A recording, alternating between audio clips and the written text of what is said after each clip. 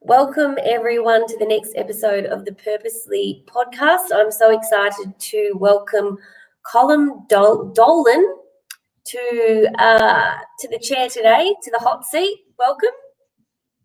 Thank you very much, Emily. Great to be here. Amazing. So we had a few technical issues and we've decided to go live on LinkedIn. So to everybody watching out there, welcome. Purposely is all about entrepreneurship and millennials. Now, I don't know, Colm, are you a millennial? It's hard to say. I really struggle with keeping up on what a millennial is these days. I was born in 1983, so you're a millennial. What a millennial, yeah. It's interesting. Yeah. It's interesting because I think I grew up in Ireland, so I'm a bit far away, but in the west of Ireland, it was just at a time when in Ireland we only had economic progression, I suppose. In the mid 90s, there was a thing called the Celtic Tiger. Maybe you're aware of it, but we were the fastest growing country in the world at the time. Wow. But basically, we're nearly a third world country in the 80s. But then we had this incredible growth because a lot of our government made a few smart decisions. They had corporation tax at 12%, and they established an area in Dublin called the International Financial Services Centre. So a lot of financial services based themselves in Dublin, and there are also big companies like IBM and Microsoft. And then following that in 2000s, Facebook, Google, located in Ireland because of corporation tax. But our government also introduced free education in the mid 80s, I think, as well. So we had a very well educated young workforce as well. So that was partly the reason. But getting back to millennials, and basically the generation about 3 or 4 years after me had a lot of money. So there was a kind of transformation in Ireland where our parents only ever had one car. We came from, everyone was very modest, very kind of middle class to, everyone had the same amount of money. There was never, like, moving over to Australia, you just see people with so much money. It still astounds me, that people will pay $40 for a cab ride and these kind of things. So everyone had the same, they had one car between them. There was just one house. It was very modest lifestyle. But then I'd say 3 years after me, people had two cars. They had maybe marble floors. Maybe they had a holiday house in Spain, and it just went to explosion. So we had no money, and then the whole country lost the run of itself. And the people, I'd say, and I have, cousins a few years younger than me and things like that, they just had an abundance of money that they got from their parents, because the parents didn't really had so much money that then they gave to the parents and gave to the kids. And then the kids were, we had a good work ethic because we had to work for summer jobs every summer. Oftentimes we couldn't get jobs, but when the Celtic Tiger came in, it was easy to get jobs, or else their parents had just a lot of money that they would feed down to the kids. And these kids did not really have a good work ethic from there. So that lasted for about 10 years. So it was pretty, in lots of ways, the recession, the global financial crisis then in 2007-8 brought everyone back down to earth. And I think that's probably a very beneficial thing about the pandemic now, is that I think Australia definitely, for one, needed it, because there's just so much growth in the economy, and that and I think artificial growth. A lot of young people in their 20s were getting huge amounts of wealth from buying houses and flipping houses. That's not adding much to an economy. So sorry, I just went totally off topic there. No, it's really good. Very, very interesting. I love it. I mean, I was listening to something and I didn't really understand about what they were talking about in depth, because I'm not an economist, but they were talking about how Ireland used to be a bit of a tax haven, and a lot of companies still is. And so now that all makes sense, because I just kind of watched it in passing on TV, and they were talking about how much tax Google and Apple and all these companies pay, and why they've got head offices in Ireland. And you've just shed some light on that for me. But you're obviously Irish. You've got a very strong Irish accent there. But let's hear a little bit about your story. So if you're are you in Sydney? Yeah, in Sydney. Yeah. Yep. I'm in Melbourne, so I'm in lockdown. I'm in prison. Are you allowed to go to barbecues, dinner parties at the moment? How's life? Yeah, we're all good. Life is pretty good. I haven't really. I feel very grateful because you guys seemingly have had a very tough and having curfews and things like that. But no, it's been relatively plain sailing here. We've had parties and that kind of stuff. At my kid's 4th birthday party on Sunday, so we had that in the park. I think there was a 20 people max on that, but is relatively carefree. I think we've been lucky enough. I think back in Europe as well, in America, it's a lot different. But yeah, Melbourne seems to be bad. How have you found it? Oh, I'm just over it. We've been in some form of lockdown now since March, and working in the small business community, seeing the impact that it's having on small business is just devastating, and everyone's just got lockdown fatigue now. But I won't depress everyone with those stories because that's all we talk about. I'm excited to talk about something else. So if you go to a dinner party or a barbecue and people say, "Oh, nice to meet you, what do you do?" How do you explain what you do? Yeah, it's quite difficult. I just normally say I work in technology, so that usually kind of stops the conversation right there, and they move on to something more interesting. Because they're like boring. So Yeah. so let's hear the story of how you ended up where you are today. You're the CEO and founder of Publift, which I'm excited to hear about what you do. I mean, I've stalked you on LinkedIn, so I think I know a little bit. But you obviously grew up in Ireland. Let's go right back to the start and hear the story behind the story and how you ended up living in this wonderful country and running your own tech company. Yeah, sure. I suppose I was working in Ireland, and I worked for Google, like we talked about. Google located office, they had their European headquarters in Dublin. So I worked there for about 4 years, and then I moved to America. I worked there for a year. Worked in Silicon Valley, San Francisco, in Google's headquarters. And I suppose during that time, I kind of realized that I had just been working at Google, and it's a very kind of corporate environment, even though it's a very good place to work. But I definitely wanted to experience something else, something a bit more, something a bit different. I suppose I always kind of challenge the status quo and do things like that.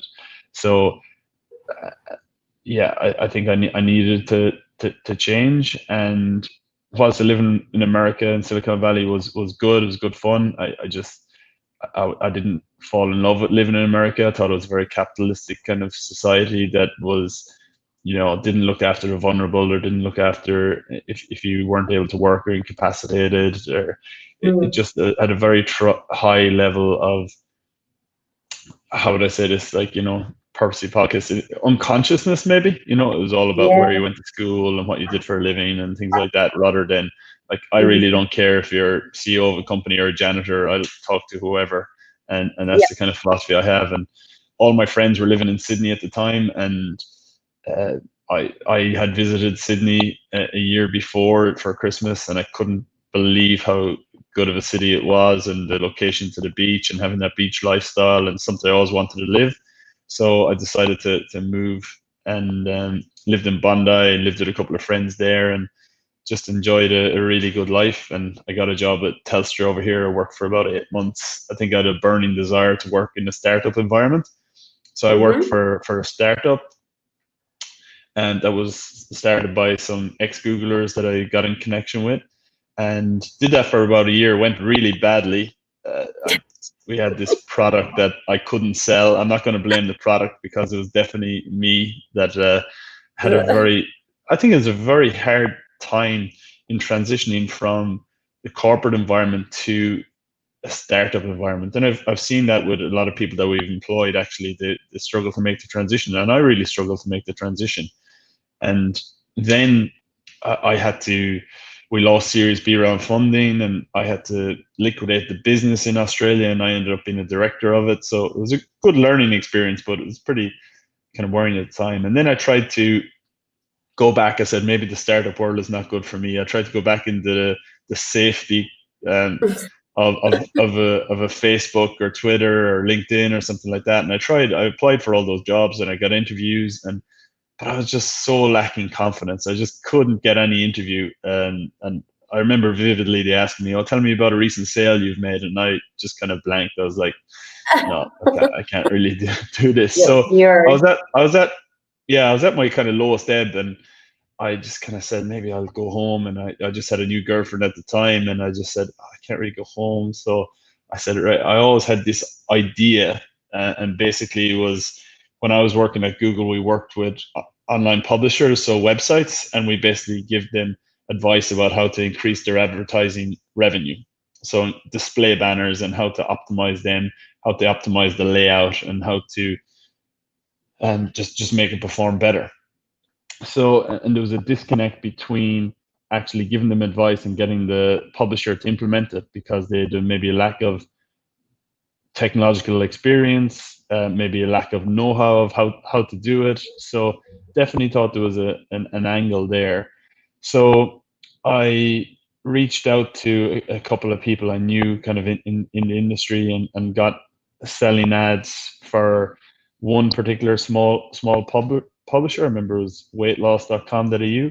And then my girlfriend, now wife, introduced me to a guy called Zach DeFos, who was from Conversant Media, who was kind of big into the publishing scene here. And I started working with him and got $500 a month for him. And then he introduced me to the guys he knew, who are Willie Weather, who are still a client today. And then, it kind of developed from there. And I worked for about 6 months. I remember we got a lodger into our apartment. I maxed out the credit cards, did all that kind of stuff. But there was definitely potential there. So I was working about a year on my own then.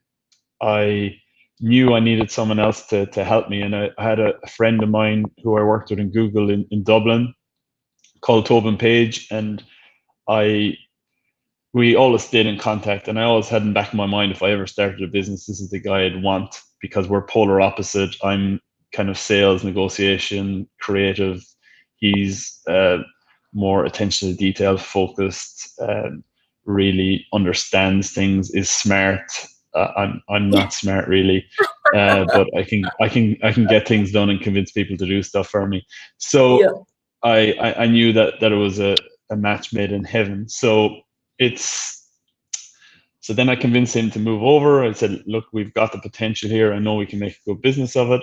So, and we've operated as a consulting business, basically working with clients here and basically educating them, and really going from a partner agnostic area. We worked with, we basically went in and did an evaluation of their ad setup and told them that this is where you're going to maximize your revenue, and did the work for them, but it was very much on their technology.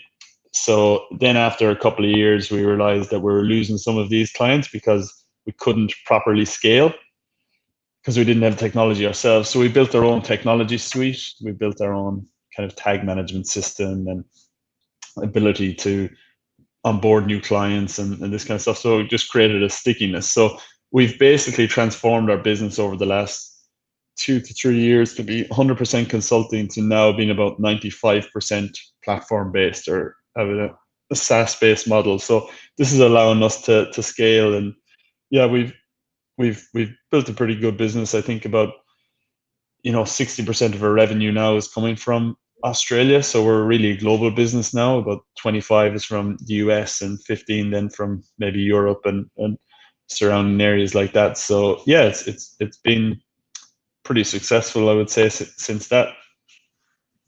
Amazing. And where does the name Publift come from? Because when I first saw it, I was like, I'm an Aussie, so, and you're Irish, so I'm sure that you've spent some time in a pub somewhere. I want to get some T-shirts that kind of had like a drunk person like with his thumb up, kind of looking for a lift to the pub. But no, it's increasing publishers' revenue, so giving publishers' revenue a lift. Okay, there we go. Yeah, not a lift to the pub. I love it. I love it. Isn't it funny how I do want the t-shirts though. Yeah, I love it. I love it. So that's it sounds like it's like every entrepreneur and business owner, it's been a tough journey. Like people think that entrepreneurship or starting a business is like there's this kind of get rich quick thing that happens, and these startups just kind of develop and then overnight they become successful, and we both know that that's bullshit. So what's been like the learnings for you along that journey, like some of the things that have really stood out that you can share with our listeners to help them maybe get through what's going on at the moment? I mean, it's I think some people are really thriving in this environment, and there's always winners and losers when you have a global financial event or pandemic, or we've never had a pandemic, but you know what I'm talking about. So if you could just share some of the highs and lows, I think it'd be valuable. Yeah, I think, we're lucky enough that we're in the online business, so online consumption has gone up in the last couple of months. So the business for us, well, advertising rates have gone down. We've managed to steer the ship okay, and some of our clients' revenue are down maybe 20% overall a year, but we've managed to bring on board a lot more new clients, so we're not faring too badly. But yeah, we had incredible highs and lows. The way I describe it is that the highs are never as good and the lows are never as bad, but it's a roller coaster ride, and you've just got solving problems, one problem after another, and it's one of the things that it's hard to manage. I think psychologically and headspace wise, it's really important just to not get consumed by them. But we've had areas where we're going from the consulting business, worried. You're always worried just that the business won't succeed. Yeah. I think that's the biggest thing, and you probably have this in the back of your mind where everyone's looking at you, everyone from home is looking at you. Oh yeah, he started a business, he was stupid to leave Google, and it's not gonna. My mother still is asked me, could I get a job back at Google, because she doesn't see that much merit in this. But it's that old mentality of safety and security in a job. Yeah. So but you're worried, just like, if we lose one client and they have a bad experience, and then that's going to snowball, and then your mind kind of goes crazy. So that's always the case. And then as technology changes, like when we did change from a consulting business to technology business or platform led, we thought that the technology would solve all our problems, but we didn't realize that we still had to talk to clients, we still had to educate them, we still had to consult with them. So you basically have a tech platform which allows better efficiency, but you're still a consultancy business, because you're still talking to clients and educating them and telling them that they're safe and secure working with us and that kind of stuff. So the biggest advice I probably give to people is you just have to roll with the punches and not take it too seriously, and always kind of think about it. It's going to work out in the end, because that's what constantly thing I'm battling with it at the moment. That I know it's going to work out in the end, so I just have to think about that. But then you have lots of problems that you just get consumed by. Especially, I take it very emotionally when a client leaves. And we've got 340 websites now we manage. So you're going to have a churn rate, and you're going to have people that leave, and you're going to have sometimes the product doesn't work for people, and that's okay. But I find it very, very hard to take. Because I just feel so emotionally tied. Or other things is like if you delegate stuff to people in the business and they maybe don't do a good job, or not as good a job as you would have done, and that kind of really annoys me. But I just have to try and work on my own head and make sure it doesn't annoy me as much. Yeah, I think that would resonate with a lot of people out there. So how have you found the transition? Like, you're the CEO of your own business now, and being leading people, hiring people, becoming a leader, and a CEO role is not just leadership. Like it's everything. Have you, like, how many employees do you have now? Have you made the transition to being a proper CEO, or are you still kind of doing everything? We've got 23 now. It's work in progress. I'd say I'm 60-70% there, maybe. I'm definitely getting out of operations a lot more, and definitely getting to a place where I can, spend time thinking about product and strategy. But that has really happened over the last 6 months, I would say.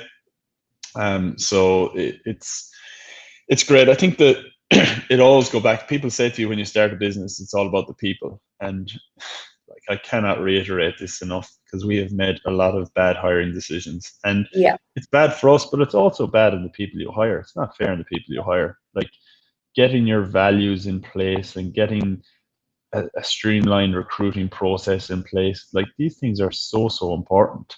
And but again, I had the short-sightedness of just going, okay, we need to hire someone. Let's just get it done. Let's get it hired straight away, because you want to. You're so thinking about keeping the business afloat and keeping everyone kind of paid, and that, and you don't. I didn't put the emphasis or value on the people we're bringing on board and how they could really help streamline the business. So the mistakes we've made definitely in hiring people has been, astronomical, and the biggest cost to the business, I would say, both from just a moral, a kind of culture type point of view, but also a revenue point of view also. So I think that's the biggest lesson I would learn. I've learned is really put so much effort into people. Like, that is the absolute backbone. But it's very easy for me to say that now, and I'd maybe love to work with people again that were starting their own business and see how I could help them out by doing that in some capacity. But you have to learn for yourself, I suppose. And no matter what people say to you, it's better to make the mistakes. But I think what I've certainly done is made the mistakes and then repeated them. So that's definitely stupid. It's really hard to. I see this all the time, especially when you're a startup. You sometimes want to hire the best person, but you can't really afford it. So you hire a more junior person, thinking, "Oh, I'll save a little bit of money," but then that person is just not the right person for the job, and it ends up costing you more in the end. Would you agree with that? I think, yes and no. I probably wouldn't, to be honest, because where we've been really successful in hiring is actually graduates. And graduates are very raw, but you can mold them the way you want to mold them. Yeah. And that to me is very important, because especially, like, we have a certain way of doing business, which is basically about, like, results and work smarter, not harder. Like, it's not about being in the office or being online. It's just about results. It's about, give people autonomy and all this kind of stuff, So if you're working for a business for 2 or 3 years and it's maybe more process driven, or it's a big corporate, very hard to transfer again. Very hard to transfer to that startup environment where everyone is rolling up their sleeves. It's a million miles an hour. Everyone has to change. Everyone has to adapt quickly. You could be thrown into the deep end at any moment. So when you have graduates, they will take that no problem. They will be okay to be thrown into the deep end. It's frustrating sometimes because they don't know how to deal with clients. They don't have those soft skills. Like, they really don't have a lot of worldly experience. And I'd say that's even more in Australia, because what I find here is university is so different here compared to Ireland, right? And most of the time in Ireland, you move away to go to university a lot of the time. Well, I did anyway. I was from the country, so it's different maybe if you're in Dublin. But the people we hire in Sydney all live at home, all have an extra job when they're in university.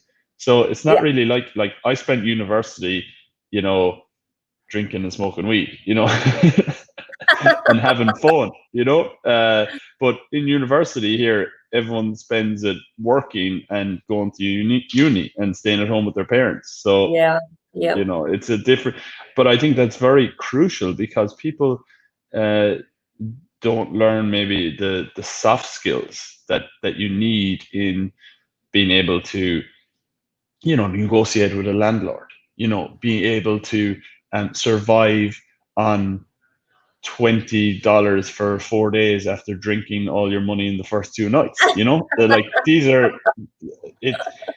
these are really, really important skills, and important skills that you develop in you know, getting exams and like getting Yeah. exam papers. And I often think the biggest learnings I ever made, I did a degree in IT in computer programming, and I cannot write a hello world program. I'm not very proud to say that, but I was very resourceful, and myself and a friend of mine, Rich, used to just go and hang around with the brainy guys for a couple of weeks and make sure we got the exam papers. And I became a class rep. And just to get the exam papers, we studied the exam papers. We anticipated the questions that were coming up. And this was, I've used this in business, this resourcefulness. That's probably the number one thing how we've been successful, is that I just ask favors, get people done. And it's a big problem in Australia, big problem in Sydney. I definitely see it in the people that we hire. And it's nothing against the people. It's just, it seems to be that it's a generation where people want to have wealth creation, I think, early. You know, people in their early 20s having stock portfolios and this kind of stuff. And it was the same in America, whereas in Ireland, we just have the attitude of, let's just go enjoy ourselves and travel and have fun, you know. And it's probably a reason I don't have any money to my name, but you know, I've had a lot of fun. But I think it's crucial to have that element of, you know, enjoyment, and not worry too much about climbing the ladder or making money and doing all this kind of stuff, because that to me is not that important in the grand scheme of life. I would agree, and I think that people get to a point they realise that those things actually don't make you happy. And I had a similar experience to you. I actually moved out of home when I started uni, and I lived in a share house. And yeah, we just drank a lot, ate sausages and baked beans. And yeah, I had a job. I was working and doing uni, but I was definitely not the norm. A lot of people were living at home with their parents, but I was like, I just couldn't wait to get out and live my life and be independent. Like, independence, I think, is a real it's a real character trait that a lot of people think they have, but I don't think they really have. Like, if your parents are still paying your phone bill and you're living at home, and they're you know, mum's still doing your washing, I mean, are you really independent? No, not at all. So it's a massive problem. And working in HR, I see this a lot, where parents are actually getting involved in the workplace. Like, they because we do HR consulting, so you'll bring somebody in for a performance counselling because they've done something wrong, and they'll want to bring their mum. I shit you not, like, this actually happens. Or you know, Johnny will not get the job, and then mum will ring up and say, I'm Johnny's mum, and I'd like to know why he wasn't successful in his application. It's like, well, number one, I can't talk to you about it because of privacy, and number two, what the fuck are you doing? You're not helping Johnny at all. Helicopter parenting does not stop at school. It's now extending to workplaces, which it baffles me. But you know, I think this pandemic is going to create a bit of a different world, where a lot of young people are going to have a rude awakening about what life is really like. And it is kind of like the recession or the pandemic we had to have. I'm not really enjoying it. But I mean, I was living in London when September 11 happened, so I remember that. I'm 44, so I'm you know, a bit older. But in terms of millennials, I mean, a lot of people believe that millennials are a bit selfish and entitled, and they don't really have a grasp on the real world. What is your view on that? So my age group, to confirm, my age group, millennials? Well, millennials in Australia, and it's really interesting because every country has their own concept of what millennials are. There's no universal age group, but in Australia, it's 24 to 40 is the age bracket that is considered a millennial. Okay, right, yeah. So your question was, they're a bit entitled, did you say? Yeah, so the media here likes to talk about millennials being selfish and entitled, and you know they come into a workplace and they want the big title and they want the promotion, but they don't actually want to do the work, or they don't have the experience, and they don't really have a grasp of reality in a way, because Yeah, I think it goes to what you were saying before. A lot of them are still living at home with their parents, and they haven't really experienced any type of hardship, or they don't have the life skills. yeah. I think you're dead right. I think, it's very hard to brand people in this, because you definitely have a lot of great people out there, but it goes back to the artificial wealth creation in, people that have 3 or 4 houses by their mid-30s. Like, that's just riding a wave to me. That's not creating something. At least, like, I'm very proud of the fact that we've created, 23 jobs for the Australian economy. That's creating tax. That's wealth creation for the economy. And Yes. like the government here are great. I couldn't speak highly enough about New South Wales and federal government for helping small businesses. Yeah. It's really, really good. Research and development grants, grants for hiring young people. The ability to start up a business is easy. It's very, very good. But I think people have, and it's no fault of millennium people, they've seen their parents maybe instilled in their parents again, is to say, oh, buy a house and then creation from that, and I had the same thing, and I bought a house in Dublin in 2007 for like 400 grand, and a year later it was worth 200 grand. So Yeah. I've done badly out of that. But if it continued like Australia, I would have probably done well and doing grand, and I'd probably be a pompous wanker. But so maybe that's the type of people. But it's very hard to say, because I think what happens as well is when you're in start a business, you get friendly with fellow business owners. So Yeah. because you've more stuff in common, because I suppose I don't have as much in common with people that are maybe work at a bank or the safety of those type of places, because they're different. It's a very different. And I'm not saying entrepreneurship is I would say it's a better way to go, because you're challenging yourself all the time. But then there's other areas of life you're maybe missing out on, that if you don't have to worry, if you don't have to stay up late at night to take a call in Europe or something like that, that's a nice level to be at. If you can go to the gym for 2 hours a day. And I've got friends that are just saying, like, I spoke to a friend of mine yesterday, says, oh, the pandemic's great, I just work from home, I only do 2 hours a day. Like, Jesus, wow, it's pretty nice. I could read a lot of philosophy books in that other time, or whatever you want yourself to do. So I probably have a lot of friends that are just doing their own thing, and kind of businesses like that. And a lot of my friends are actually Irish as well, which sounds bad, and English a bit. So I think it's a bit transient. I live in eastern suburbs Sydney, so you get friends with people and then they move home and things like that. So I've got one really good Australian mate, and he's a business owner as well. So he's very much he probably is a bit like that millennial kind of stuff, but he's gone out there and created a business for himself and done all that kind of stuff. But I think just people over here they're just very wealthy in general. Life is easy. Life is so easy in Australia. You get up in the morning, you put out a pair of thongs and shorts, and that's it. Like, it's and you can pay for coffee and do all that kind of stuff, because the wages are so good, and you don't have to work that hard. I think there's more competition at home. There's more competition, and when I say home, like Europe or like America as well, it's just more competitive. And it's one of the great things about Australia in a way, is that they have had this incredible wealth creation over the last few years. And maybe it's a bit artificial because of the mining boom. Really, it probably is. If you look at, I'm no economist either, but if you look at iron ore and what percentage of exports that is that making up the whole economy? Maybe it is. I think especially that's why we're probably hanging on to it so tightly and not wanting to deviate.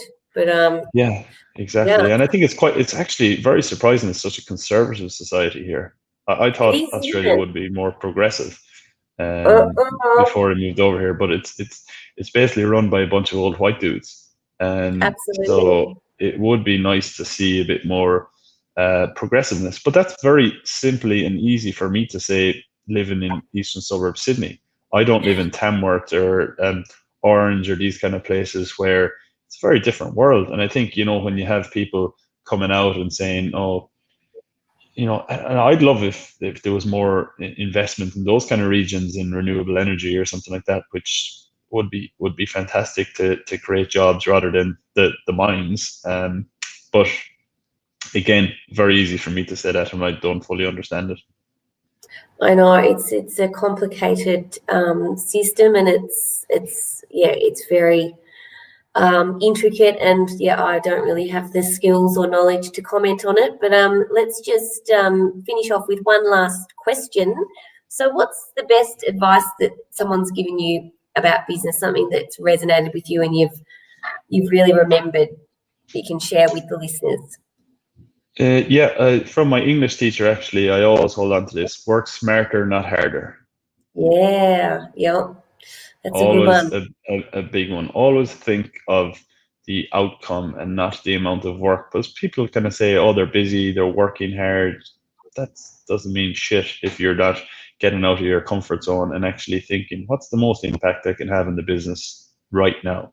What's the most impact I can have in the business right now? And I think that's generally in life, we don't take a step back. We don't just go, okay, what are we doing? Like today we're going to work, doing our work, then we're on Facebook, then we're drinking poison, then we're going to bed. We don't take a step back to just go, oh, actually, what am I doing with my life? Hold on a minute.